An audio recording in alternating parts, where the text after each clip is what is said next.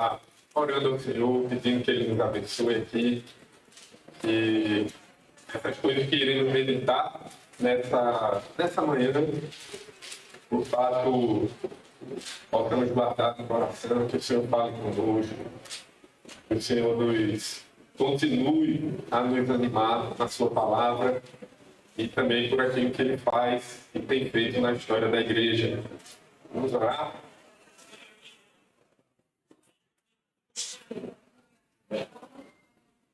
Pessoal ainda entrando.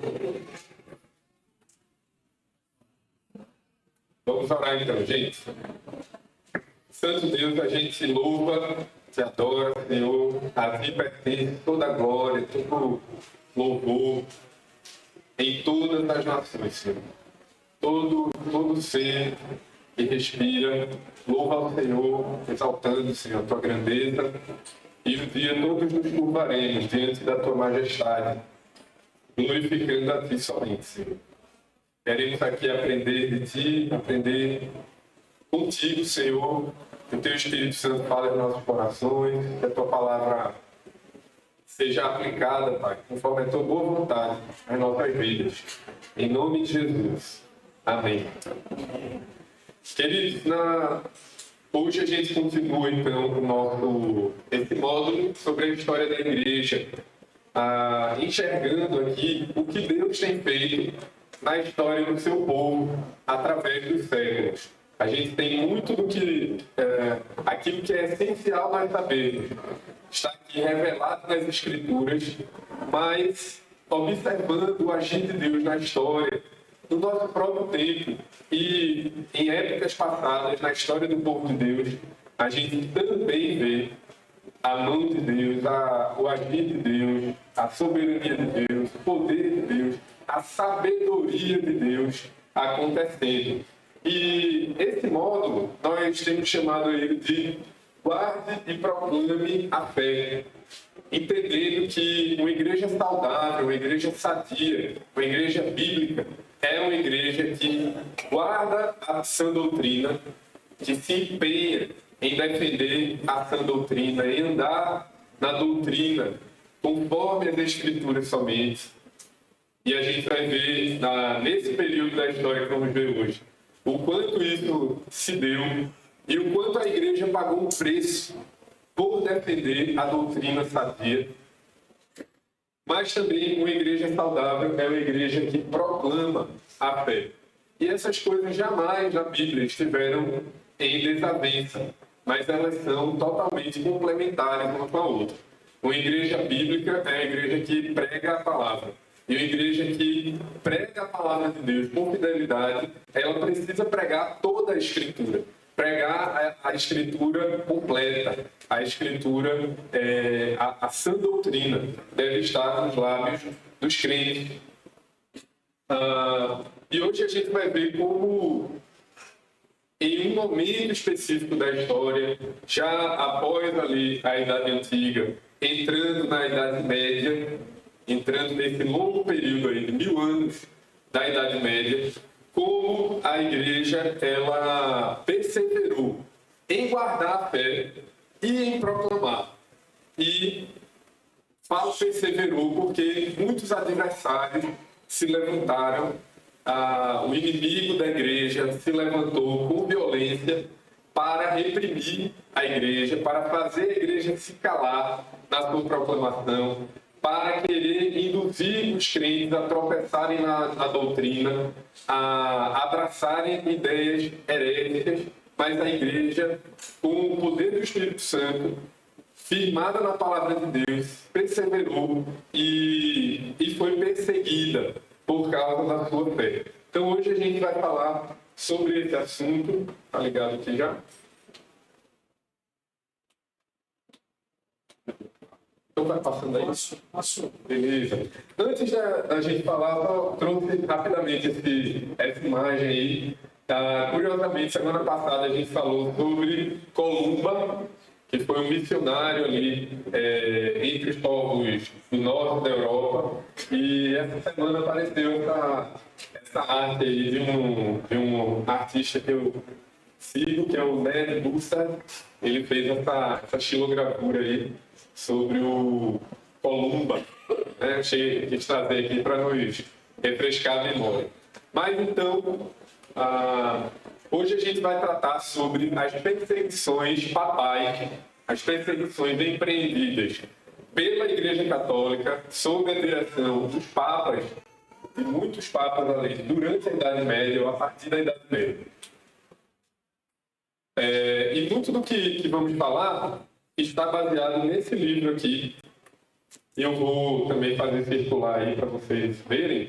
Alguns já conhecem, já leram, né? Mas outros talvez só ouviram falar. E aí eu quero que você veja que é o Livro dos Mártires, escrito pelo historiador cristão John Foxe.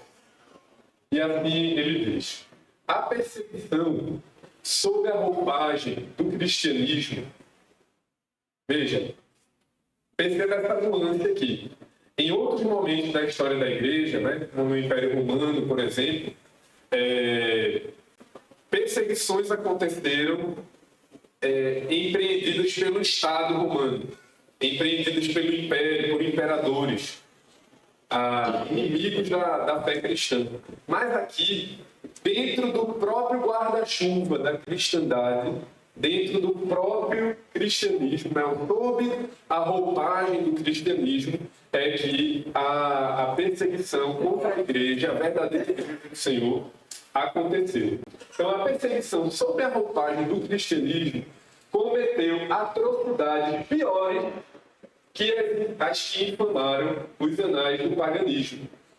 A igreja papal, armada com o poder da espada, humilhou a igreja de Deus e devastou-a durante séculos, num período apropriadamente conhecido como Idade das Trevas. E aqui, se a gente tiver que concordar com essa designação, Idade das Trevas, seria só por causa dessa marca, desse período aí tenebroso de perseguições, não é? Não porque a Idade Média foi um período, como é que se diz, de obscurantismo. A gente não abraça essa ideia. Mas sim, foi um período de trevas nesse sentido, né? Era a Igreja Católica ali empreendendo severas perseguições contra a Igreja. E aí eu trouxe um trecho, vou ler um trechinho aqui do próprio John Foxe falando, que ele diz assim: após o Papa introduzir várias inovações na Igreja inovações na doutrina, inovações nas práticas da Igreja, após introduzir várias inovações na Igreja e cobrir o mundo cristão com trevas e superstições muito comuns na Idade Média, uns poucos, ao dar-se conta da tendência perniciosa de tais erros, decidiram exibir a luz do Evangelho em sua real pureza. Que a gente vai ver alguns exemplos de homens e mulheres, né? E aqui esse livro, se você tiver estômago, é um livro que, se você espremer, sai sangue, né? É um livro com muitas histórias marcantes de homens e mulheres, alguns conhecidos, têm seus nomes registrados, e vários outros, vou pedir para cada um dar uma olhada aí, passar, se quiser. Várias histórias que estão registradas que nem sequer sabemos os nomes desses irmãos, mas que foram exemplos de vida dele, do testemunho que eles deram, estão registrados aí nesse livro. E tantos outros não foram, né? Mas todos eles certamente são bem conhecidos do nosso Senhor e Salvador, né? Ele conhece cada um exatamente pelo nome. Então vamos lá. A tão conhecida Inquisição, em latim, essa palavra Inquisição significa inquisitio, que quer dizer pesquisa, investigação, inquérito, certo? A etimologia pura e simples da palavra Inquisição significa uma investigação. Era feita uma investigação, um tribunal, um inquérito, certo? Então, a Inquisição, o que é que ela foi? Se nós formos definir Inquisição, foi um tribunal eclesiástico da Igreja Católica estabelecido para combater a heresia. Certo? Por que heresia está entre aspas? Porque nesta altura, neste ponto da história, o que a Igreja Católica dizia que era heresia não condiz com o que realmente as Escrituras demonstram ser uma heresia. Essa instituição, a Igreja Católica Romana, ela tinha se afastado tanto da sã doutrina, da viva e correta pregação da Bíblia como única regra de fé e prática, que o que ela dizia que era heresia não encaixa com o que nós entendemos como heresia, com o que a Bíblia ensina ser heresia. Era desencaixado do ensino bíblico. Então, o que os católicos consideravam, o que os papas e os sacerdotes católicos consideravam heresia, na verdade eram ideias contrárias aos dogmas católicos. Certo? Então, aqueles inúmeros dogmas da Igreja Católica Romana, se estivessem em desacordo, esse tribunal, a Inquisição, considerava heresia. E alguns desses dogmas, né, não estão todos aí, mas alguns dogmas pelos quais muitos cristãos terminaram sendo punidos pela Inquisição, caçados pela Inquisição, tiveram suas vidas ceifadas pela Inquisição, alguns desses dogmas foram a justificação por meio das obras, a infalibilidade do Papa, que é uma doutrina até hoje sustentada pela Igreja Católica, que o Papa seria infalível nas suas decisões, na sua vida, a doutrina do purgatório, que é um lugar completo, assim, não tem base nenhuma bíblica, né? Seria um lugar intermediário, um lugar, depois que a pessoa morreu, ela poderia ir ao purgatório para ser, de certo modo ali, trabalhada ainda, melhorada, com a possibilidade de escapar do inferno e ser salva. Então seria um lugar ali de teste, de purgar as suas culpas. Então a doutrina do purgatório, a doutrina e o respaldo doutrinário católico, defendendo a missa como um momento, uma celebração que revivia a crucificação de Cristo, né? Então, totalmente diferente do entendimento bíblico sobre culto, o que é um culto cristão. Então, se você discordasse da missa, você seria considerado herege.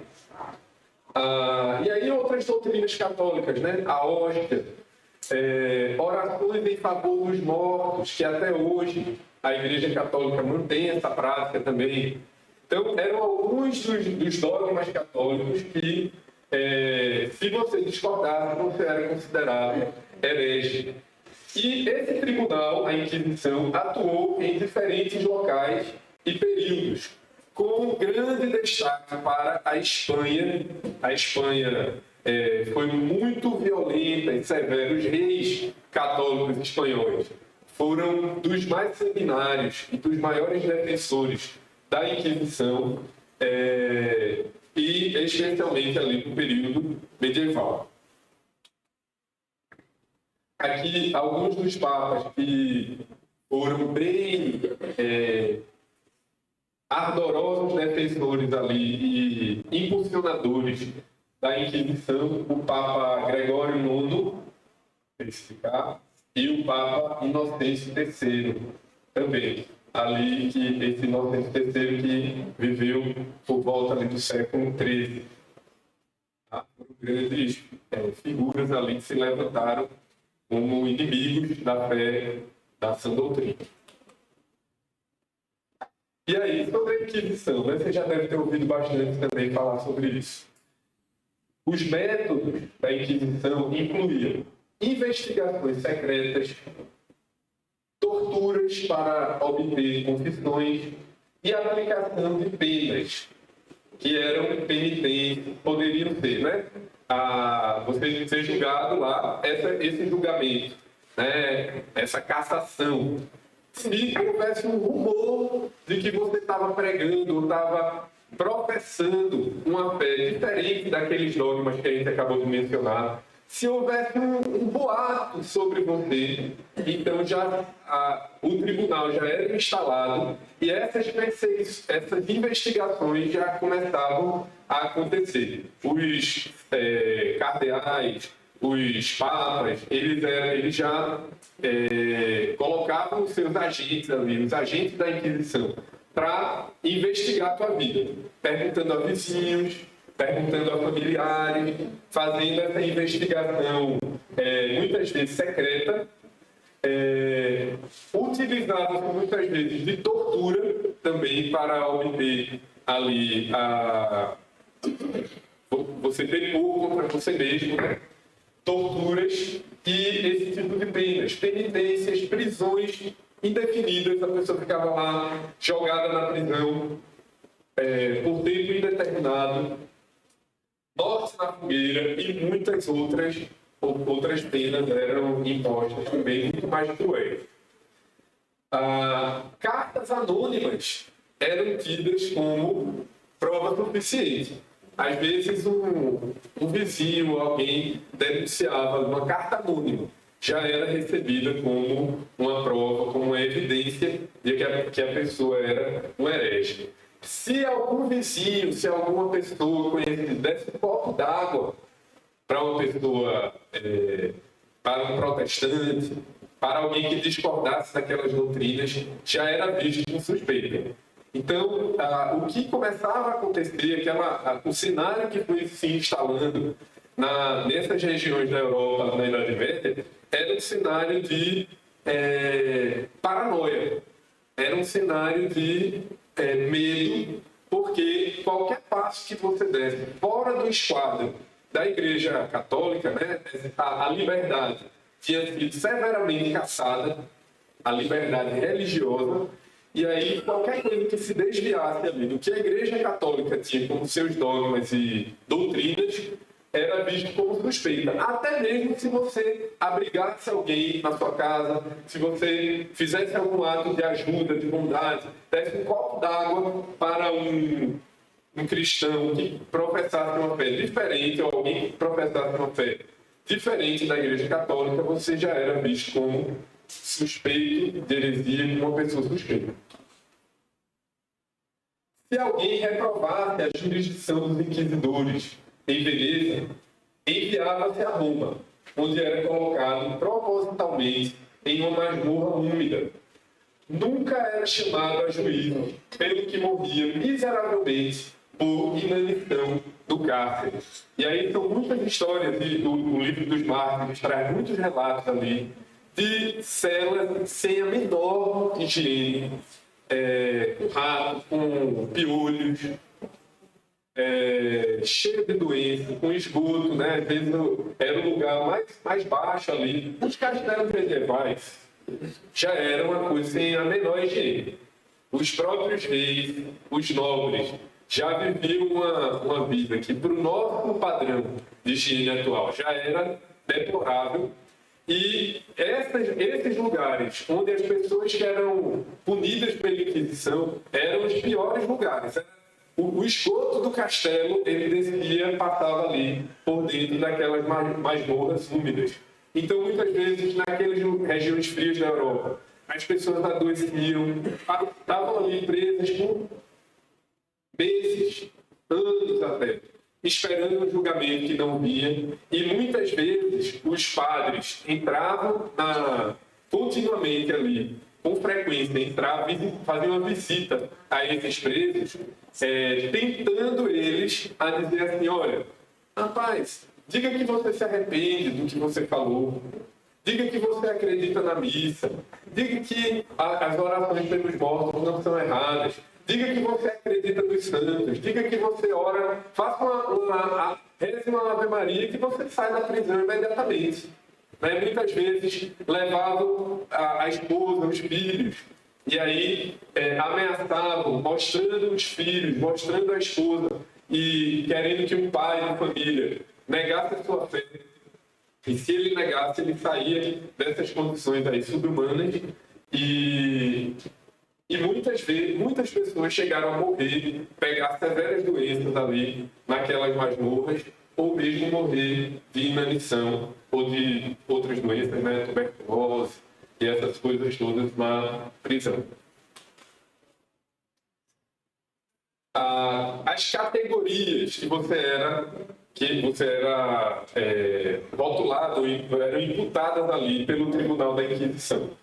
Você podia ser já considerado como herege, mas tinha também os suspeitos. Os suspeitos eram pessoas que deram ouvidos aos hereges. Os hereges, comprovadamente, estavam pregando, né? Então, quer dizer, como é que é o nome daquele? Um deles, né? Vou citar logo mais, Pedro Valdo. Ele pregava e logo ele foi considerado herege. Mas todo mundo que estava no raio de influência, que ouviu as pregações, os ensinos, que caminhavam com ele, talvez não fossem já considerados hereges, mas eram suspeitos. E toda a sociedade nem queria conviver, nem queria se aproximar deles, porque senão você também entraria aí nesse campo aí de suspeição. Você tinha também os caelatores, que eram pessoas que optavam por não denunciar.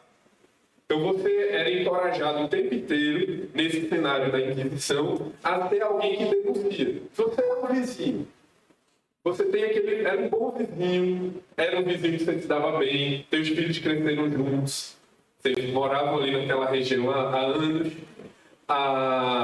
Se você sabia que as crenças e o pensamento daquela família eram diferentes e você não ia lá e entregava eles na Inquisição, você era visto como um caelator, alguém que decidiu não denunciar. Existiam também, eram perseguidos também os receptores, pessoas que simplesmente hospedaram, às vezes até como viajantes, divergentes das ideias católicas, eram vistos ali como inimigos também da Inquisição. E você tinha os defensores, reincidentes, pessoas que foram advertidas, que apanharam, que foram presas por um tempo e depois voltaram e continuaram com as mesmas ideias, eram esses reincidentes. E tudo isso tinha lá suas penas no Tribunal da Inquisição. Uma das penas está aí, outras imagens também que já falam por si só, né? E essa coisa ia sendo girada ali e explicava os membros das pessoas, né? Muitas vezes também tocando fogo ali embaixo para aumentar. Eram muitas torturas que eram praticadas ali com instrumentos de tortura variados. E aqui, nesse cenário, né, que a gente vê um homem chamado Pedro Valdo e os seus seguidores, aqueles que eram discípulos ali desse homem, que ficaram conhecidos como os valdenses. Foi um grupo dissidente dessa teologia católica. No século XII, certo? Em plena Idade Média, século XII, ou seja, você vê bem anterior à Reforma. O que é que fica também de lição e de um fato admirável, né, para a gente perceber? Em toda a história da Igreja, mesmo no auge da Idade Média, desse desvio doutrinário do cristianismo ali como instituição, mas o Senhor, ele sempre preservou crentes fiéis que viveram naquele período, que continuaram pregando com coragem, com perseverança, o Evangelho, a sã doutrina, e que são considerados, inclusive, precursores da Reforma. Esse grupo, né, dos valdenses, eles viveram ali na cidade de Lyon, no sudeste da França, e eram esses discípulos de Pedro Valdo, que, em geral, eles eram leigos que pregam e se espalham pela Europa. Eram crentes comuns, crentes leigos, né? Diferenciando aí do clero, eles não eram pregadores oficiais, mas eram crentes comuns que tinham essa prática da pregação, que não se calaram, não deixaram de pregar a sã doutrina, mesmo sabendo dos riscos que tinham e de toda essa perseguição que havia na época. O Pedro Valdo, no ano de 1176, ele leu a tradução do Novo Testamento, abandonou seus bens e começa então a denunciar severamente os erros católicos, as heresias que eram pregadas ali no ambiente católico, e ele foi então excomungado. E aí o John Fox nos diz: as atividades de Valdo e dos reformados suscitaram a primeira aparição dos inquisidores. O Papa Inocêncio III instaurou então o tribunal, o julgamento, e aí o John Fox nos diz: o processo era breve, pois qualquer acusação era considerada culpa e nunca se concedeu um juízo justo a um acusado nesses tribunais, né? A gente tem visto no Brasil, no Brasil atual, como é ruim esse cenário de insegurança jurídica, né? E o quanto as famílias e as pessoas ficam muitas vezes com medo de dar suas opiniões, né? E isso acontecia também com muita frequência, né? De forma abundante naquele período da Idade Média. Mas não apenas os valdenses foram perseguidos, muitos outros grupos, muitos outros cristãos também sofreram as perseguições papais além da Idade Média. Como, por exemplo, esse irmão Adrian Chalinsky, na Polônia, um cristão dissidente que foi assado em fogo lento. Não era só queimado, era assado em fogo lento, porque muitas vezes o próprio John Fox ele disse que era melhor quando a fogueira era aquele fogo, aquela chama alta, porque morria logo. Mas muitas vezes, propositalmente, era um fogo baixinho ali, que ficava queimando, né? E a dor era prolongada. Por quê? Porque o objetivo era servir de exemplo para o restante da sociedade. E que quem pregasse de forma divergente da Igreja Católica iria sofrer crueldades piores do que essa. Um outro grupo, né, foi esse homem chamado Alberico e 6 discípulos dele, seis irmãos que andavam juntos ali com ele, na França, no século XIII, foram queimados. Por que foram queimados? Por afirmar que Deus não estava presente no pão sacramental e por dizer que a idolatria, que os altares aos santos eram idolatria. Então eles foram condenados foram queimados, né? Por afirmar essas verdades aí.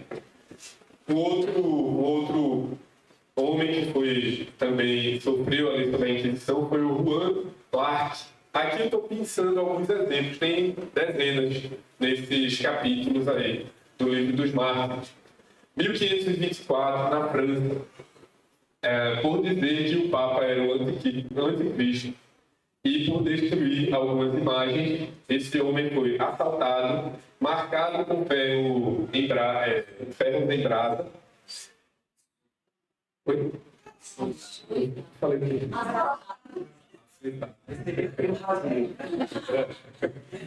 Açoitado, marcado com ferro em brasa. Teve a sua mão direita amputada e o nariz amputado também.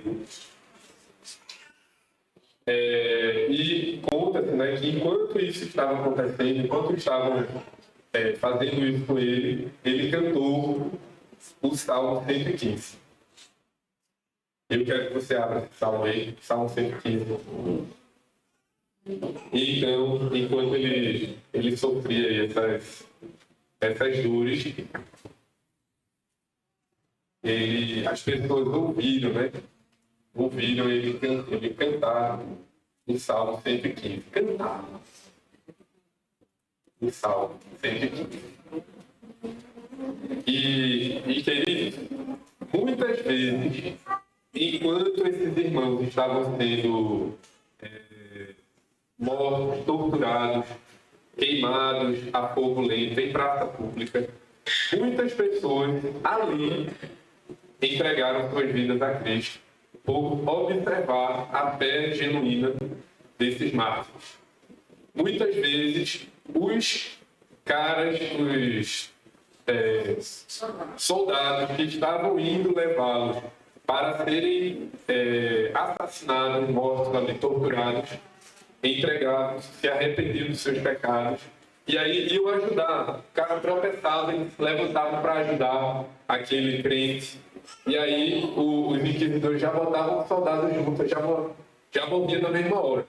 Ou então, quando eles estavam indo levar, às vezes, a própria madeira, os próprios instrumentos pelos quais eles iriam morrer, enquanto eles estavam ali caminhando pela cidade, aí tropeçavam.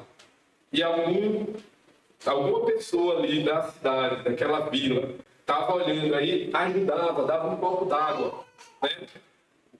Mostrava simpatia pela pessoa que estava sendo julgada. Essa pessoa, só por isso, ele já também sofria o martírio. E muitos entregaram suas vidas a Cristo ao ouvir o forte testemunho dos mártires. E assim nos diz o Salmo 115. Prata e ouro são os ídolos dele, obra das mãos de homens. Tem boca e não falam, tem olhos e não veem, tem ouvidos e não ouvem, tem nariz e não cheiram. Suas mãos não apalpam, seus pés não andam, som nenhum lhes sai da garganta. Tornem-se semelhantes a eles os que os fazem e quantos neles confiam. Vamos ler todos juntos o verso 9? Israel confia no Senhor. Ele é o Senhor e o seu Senhor.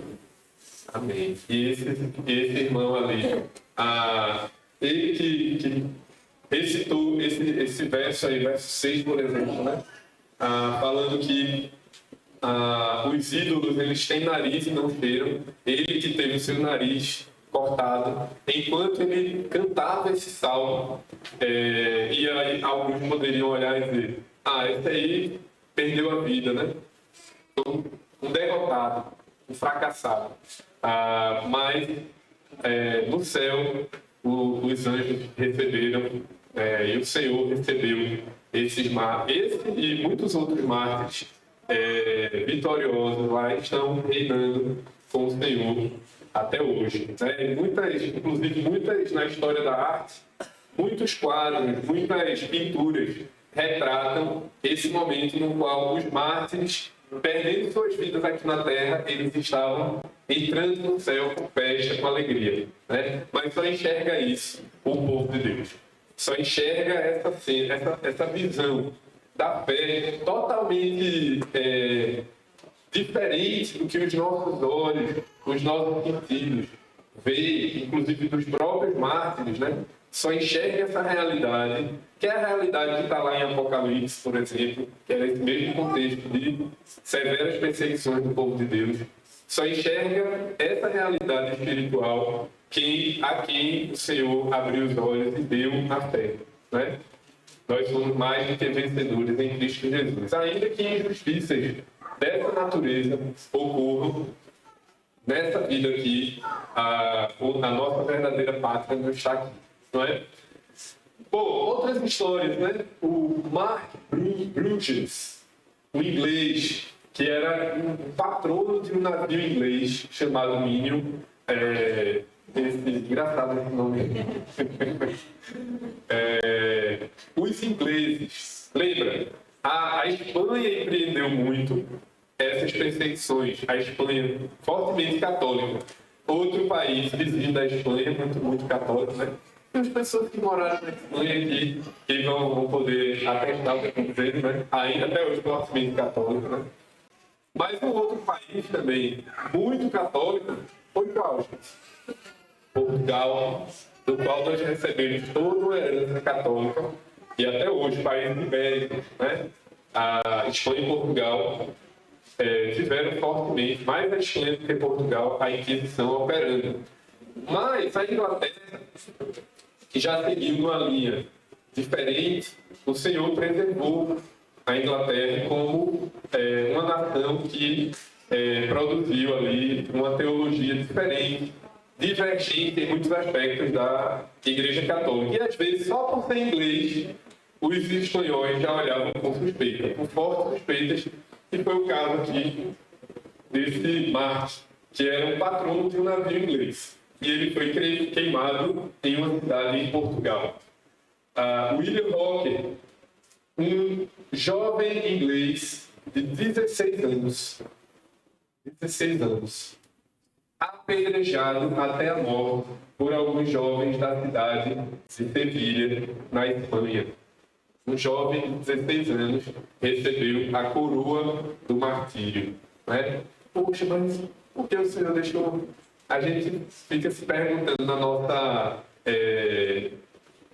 limitação humana, por que o Senhor trouxe a vida, né? Um rapaz viveu só 16 anos, já entregou a vida, porque a nossa vida, queridos, ela é para a glória de Deus. Nós glorificamos a Deus com a nossa vida, mas glorificamos a Deus com a nossa morte também. Não é? E esse jovem, ele teve a graça de receber a coroa do martírio.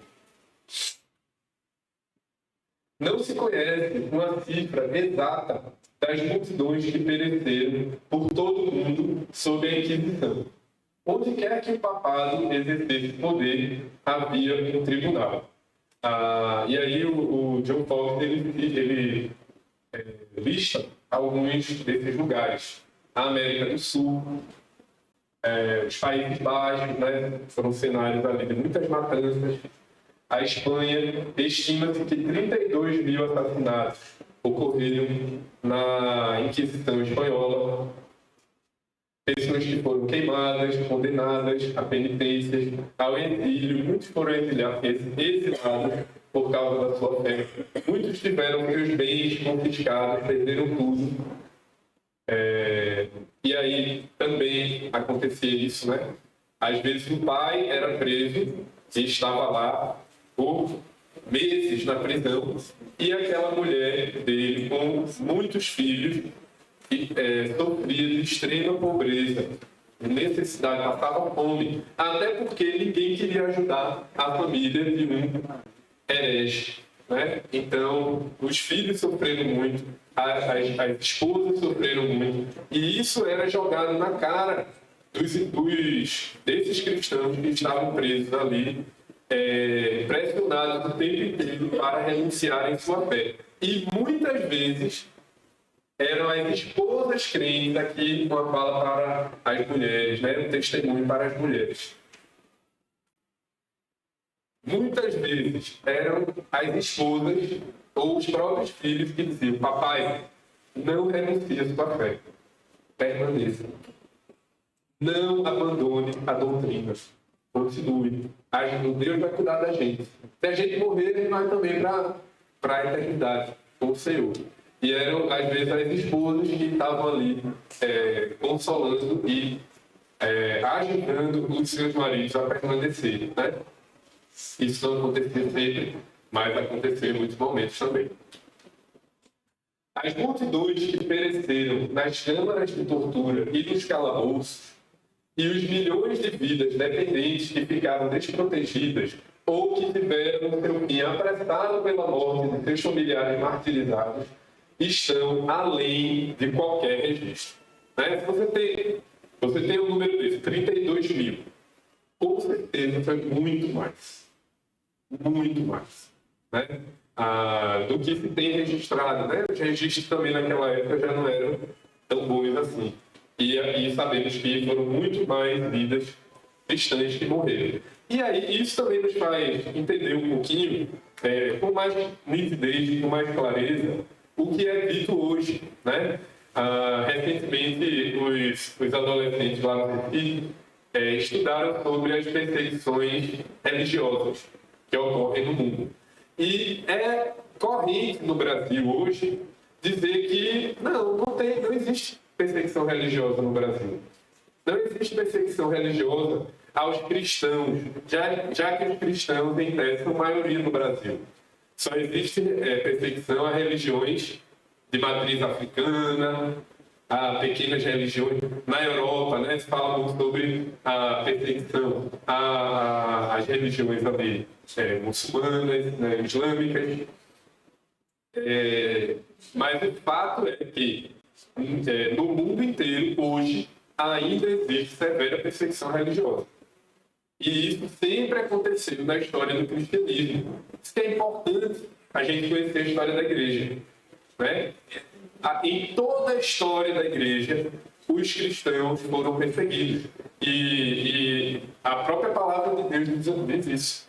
Todos quantos querem viver piedosamente sabem que serão perseguidos. Isso é uma realidade da igreja cristã em todas as épocas. Aqui também uma outra representação aí, pinturas, gravuras medievais, né? Mostrando aí métodos de tortura que procuravam humilhar, né? E fazer isso publicamente. E aí então a gente chega no final, vou chamar você a ficar em pé para a gente ver. Vou pedir a uma voz mais forte aí e leia para nós e a gente acompanha aí essa leitura de Hebreus capítulo 12, né?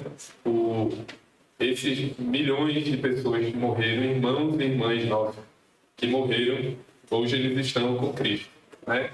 E estão olhando a nossa caminhada, a nossa corrida, né? E eu penso que a gente precisa mudar, chaves precisam virar no nosso coração, e isso é produzido pelo Espírito do Senhor, né? De não temermos a morte, de não vivermos aqui com os olhos nas coisas desse mundo, a termos em vista a eternidade, a querermos mais a volta de Cristo, a apressarmos a volta de Cristo, como a expressão neotestamentária, né? Vivermos para servir a Deus. É para isso que a gente está aqui, né? Que o Senhor nos dê essa mesma coragem, essa mesma perseverança que o Senhor vem dando a tantos cristãos ao longo da história, né? Vou pedir alguém então para ler em voz alta e em seguida a gente vai orar, encerrando a aula de hoje. Portanto, também nós, visto que temos a rodear-nos tão grande nuvem de testemunhas, desembaraçando-nos de todo o peso do pecado que tenazmente nos assedia, corramos com perseverança a carreira que nos está proposta, olhando firmemente para o autor e consumador da fé de Jesus, o qual, em troca da alegria que lhe estava proposta, suportou a cruz, não fazendo caso da ignomínia, e está sentado à destra do trono de Deus. Considerai, pois, atentamente aquele que suportou tamanha oposição dos pecadores contra si mesmo, para que não vos fatigueis, desmaiando em vossa alma. Hebreus 12, irmão.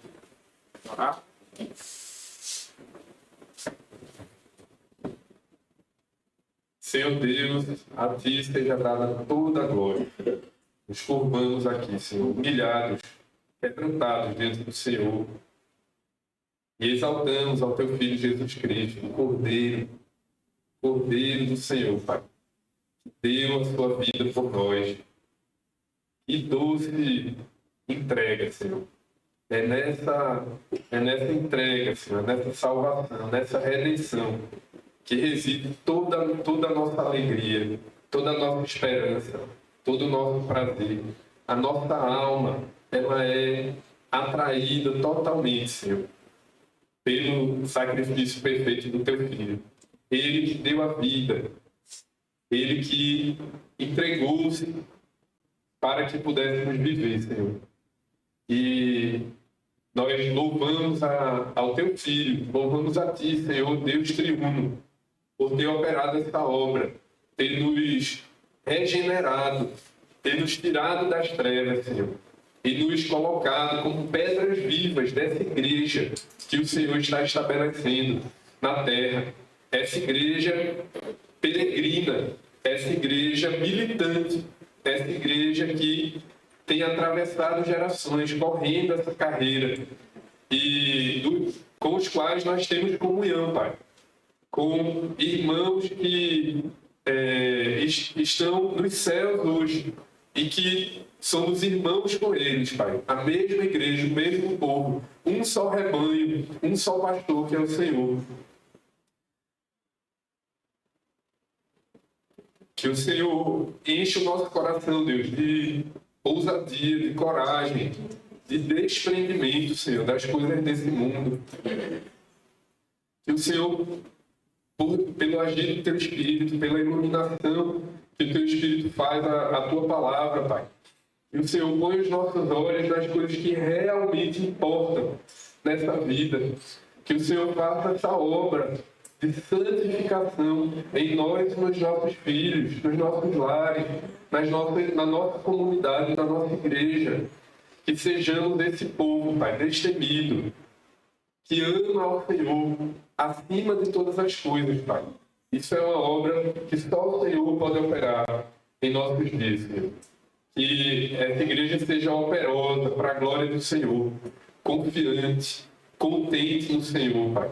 Que cada um, como ouvimos hoje, possa desenvolver a sua salvação, possa desempenhar aquilo que o Senhor nos chamou, juntamente como um povo que colabora uns com os outros, Pai, para a honra e glória do Senhor, para que o Teu nome seja conhecido, que o Senhor nos faça perseverantes em guardar a sã doutrina e, em paralelo a isso, anunciarmos, Senhor, com intrepidez as verdades do Senhor, mesmo em tempos de trevas, mesmo diante de perseguições, que sejamos gente que não ama a própria vida, Senhor, mas ama ao Senhor, Pai. Faz isso, Pai, em nossas vidas. E de todos quantos se achegam, Pai, caminhar também como discípulos teus aqui nessa cidade. Em nome do Senhor, Pai, nós oramos. Amém. Abençoe, queridos. Até mais tarde.